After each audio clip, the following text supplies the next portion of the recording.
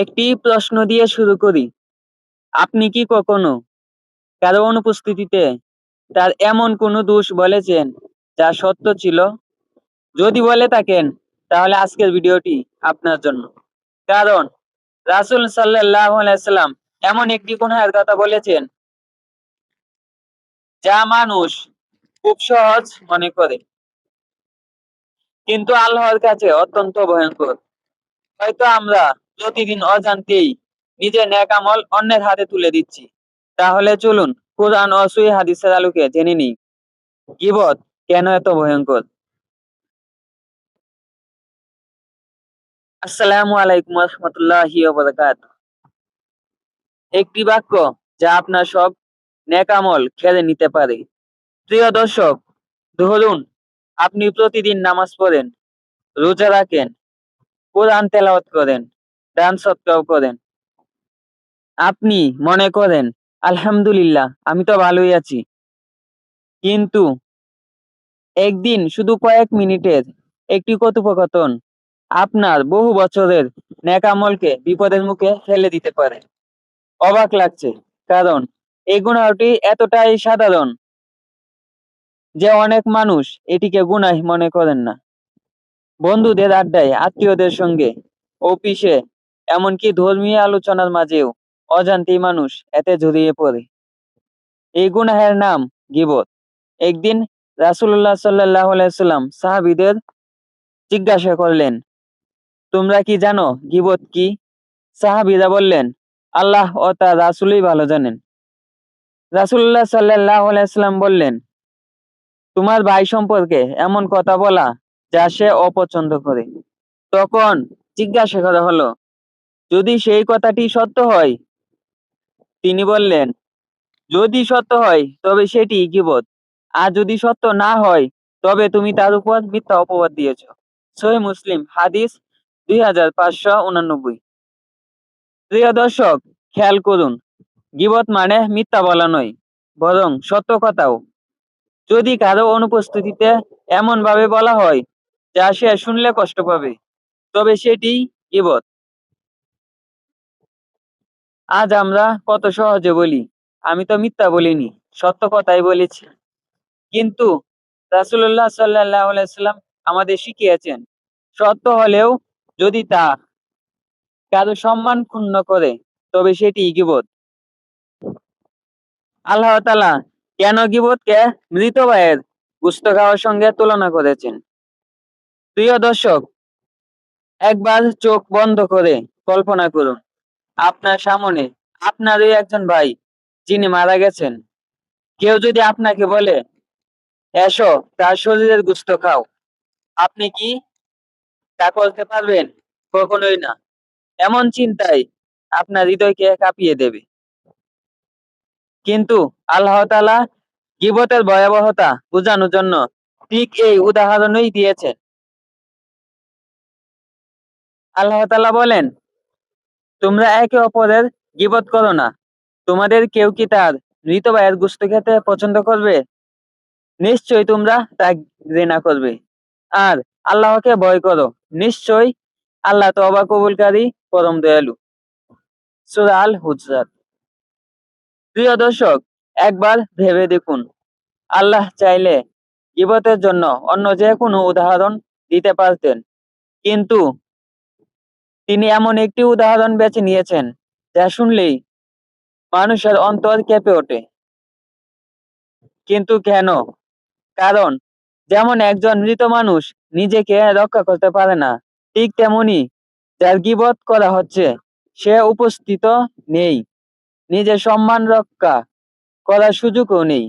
আর যেমন মৃত ভাইয়ের শরীর ছিঁড়ে খাওয়া মানবতার বিরুদ্ধে একটি জঘন্য কাজ, তেমনি গীবতও একজন মানুষের সম্মানকে ছিন্ন ভিন্ন করে দেয়। প্রিয় দর্শক, আমরা অনেক সময় বলি, আমি তো শুধু একটি আলোচনা করেছিলাম, সবাই তো বলছিল, আমি তো সত্য কথাই বলেছি।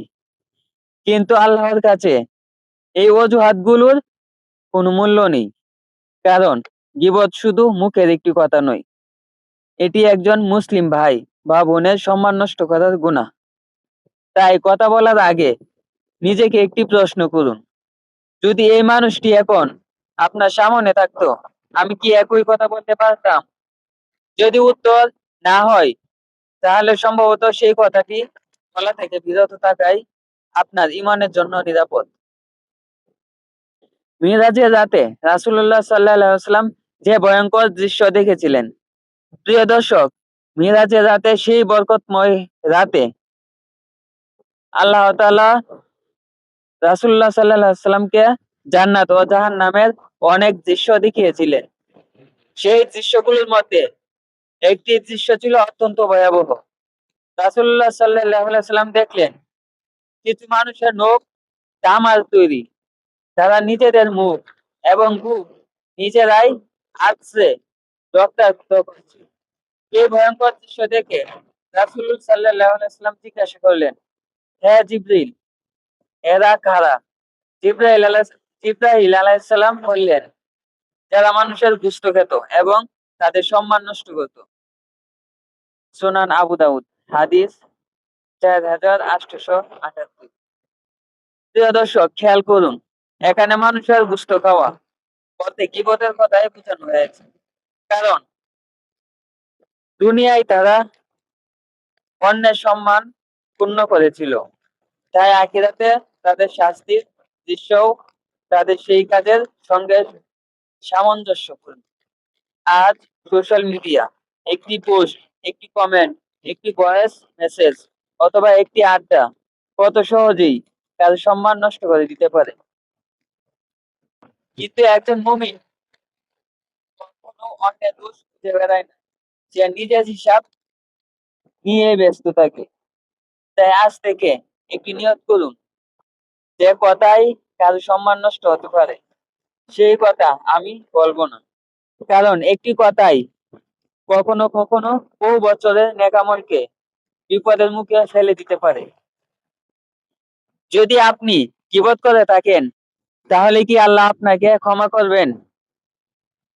প্রিয় দর্শক, হয়তো এই ভিডিওটি দেখার সময় আপনার মনে একটি প্রশ্ন এসেছে, আমি তো অনেকবার গীবত করেছি, তাহলে কি আমার ক্ষমা পাওয়ার কোনো সুযোগ আছে? এর উত্তর হ্যাঁ। আল্লাহর রহমতের দরজা ততক্ষণ পর্যন্ত খোলা যতক্ষণ মানুষের মৃত্যু উপস্থিত না হয়। আল্লাহ তাআলা বলেন, হে আমার বান্দারা, যারা নিজেদের উপর জুলুম করেছো, তোমরা আল্লাহর রহমত থেকে নিরাশ হইও না। নিশ্চয়ই আল্লাহ সব গুনাহ ক্ষমা করেন, তিনি পরম ক্ষমাশীল, পরম দয়ালু। সূরা আজ-জুমার।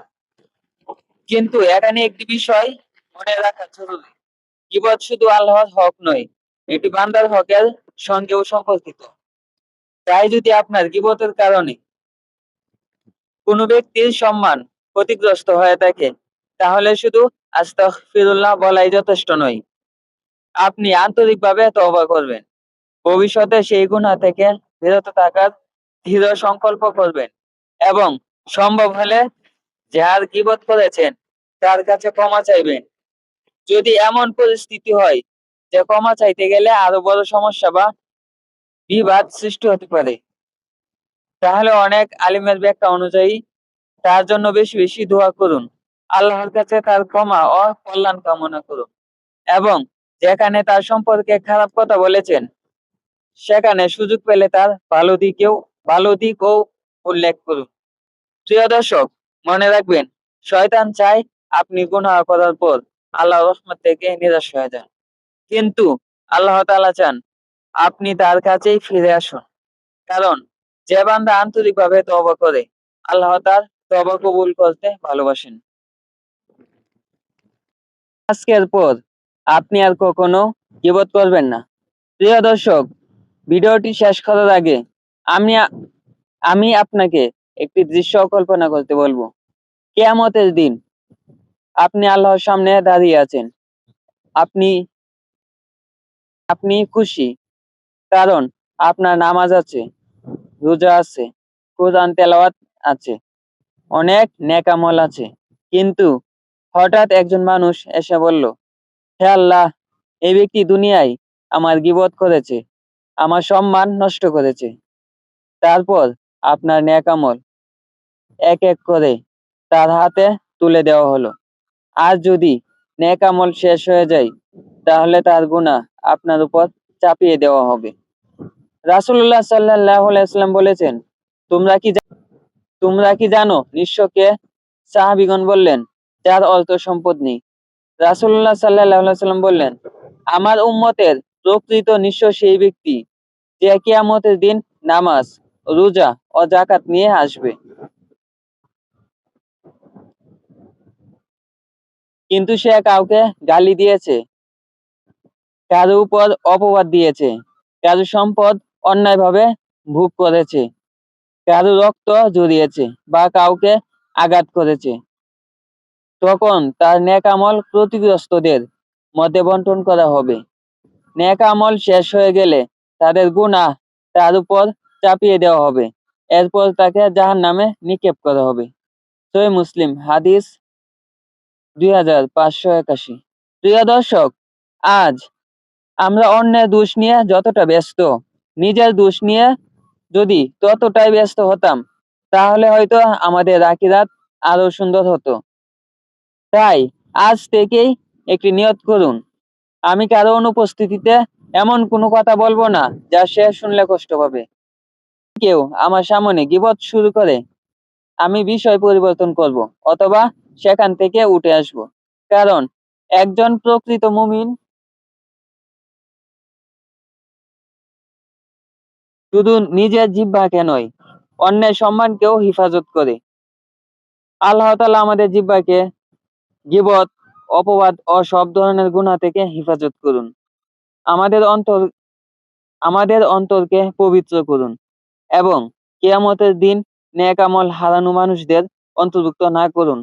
আমিন। আসসালামু আলাইকুম ওয়া রাহমাতুল্লাহি ওয়া বারাকাতুহু।